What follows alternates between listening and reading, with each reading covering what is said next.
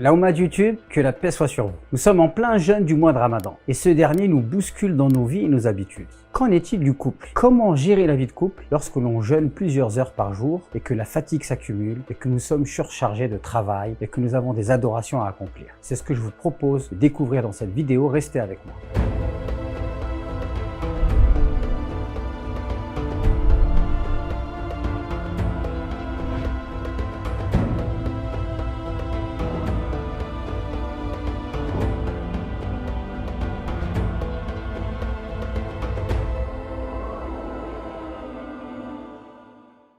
Tout d'abord, j'aimerais vous rappeler que parler de la vie de couple, parler même de l'intimité du couple, n'est pas une chose qui est taboue en islam. D'ailleurs, Allah subhanahu wa ta'ala, lorsqu'il nous parle du jeûne, dans la sourate Al-Baqarah, il nous parle du jeûne, des raisons du jeûne, il nous parle des finalités derrière le jeûne, obtenir la taqwa, il nous dit que le mois du Ramadan, c'est le mois au cours duquel le Coran a été révélé, et c'est pour ça qu'il faut jeûner, pour être reconnaissant vis-à-vis d'Allah subhanahu wa ta'ala. Après, il y a un verset où il nous parle de l'invocation, donc c'est la pureté de la relation avec lui, et puis après, il nous parle dans un verset, et il nous dit qu'il est permis d'avoir des rapports intimes avec ses épouses pendant le mois de Ramadan. Donc la raison à cela, c'est que lorsque les premiers musulmans jeûnaient, il leur était permis d'avoir des rapports intimes avec leurs épouses et de manger et de boire jusqu'à la prière du Isha. Mais une fois qu'ils accomplissaient la prière du Isha, ils n'avaient plus le droit de boire, de manger, d'avoir des rapports intimes avec leurs épouses jusqu'au lendemain soir. Et cela étant dur pour certains musulmans, dans ce verset, Allah subhanahu wa ta'ala est venu alléger cette pratique. Mais en même temps, il nous parle de sexualité juste après les versets qui nous parlent du jeûne et de la pureté de la relation avec lui. Donc il y a un grand enseignement qu'on peut tirer dans la manière dont Allah agence les thématiques du Coran et les versets du Coran, c'est que le musulman doit apprendre à développer sa spiritualité sans renier l'assouvissement de ses besoins légitimes et naturels qui sont liés à son corps. Donc développer sa spiritualité ne nous impose pas de renier les besoins légitimes de notre corps. Et ça, c'est un grand enseignement du Coran.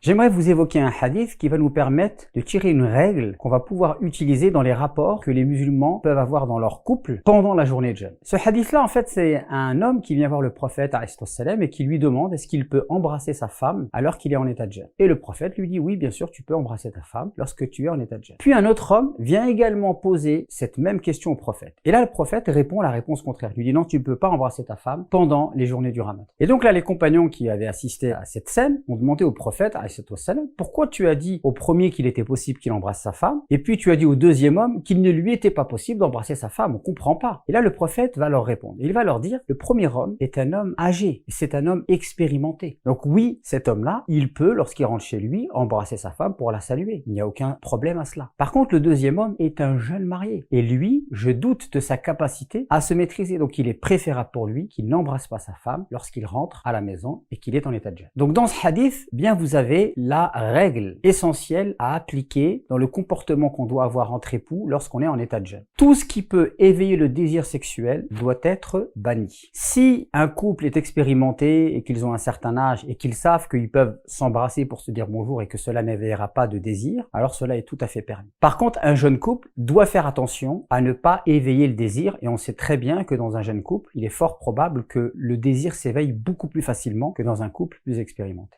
Maintenant, les nuits du Ramadan. Pendant les nuits du Ramadan, il est tout à fait permis d'avoir des rapports intimes. Ceci étant dit, il est quand même important de rappeler que les nuits en été en France sont courtes, les journées sont longues, et donc il faut quand même gérer l'énergie, puisque le mois de Ramadan est énergivore. Il nous prend beaucoup d'énergie, ça demande beaucoup d'efforts. Donc si les gens s'épuisent pendant la nuit, ils risquent de souffrir le jour. Et ainsi, c'est toute la qualité de leur jeûne qui va s'en ressentir. Je rappelle également que si un homme est en retraite spirituelle, en i'tikaf, pendant les 10 derniers jours du Ramadan, alors il n'aura pas le droit d'avoir des rapports intimes avec son épouse à ce moment-là.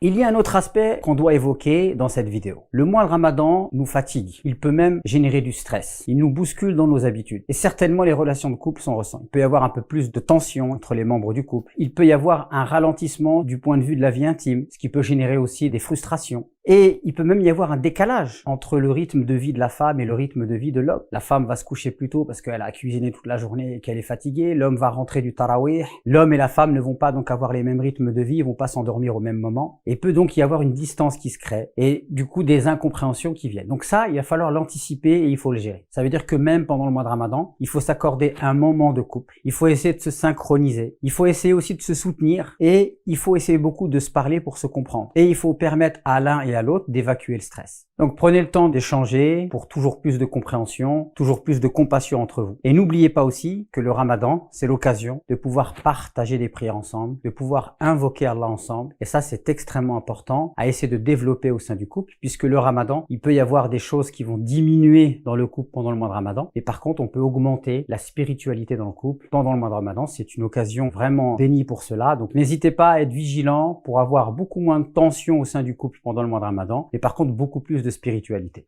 Donc n'hésitez surtout pas à partager avec moi en commentaire comment vous vivez votre couple pendant le mois de Ramadan et peut-être même nous donner des astuces et des conseils. Je vous invite à partager cette vidéo, à la liker, à vous abonner et à activer la petite cloche.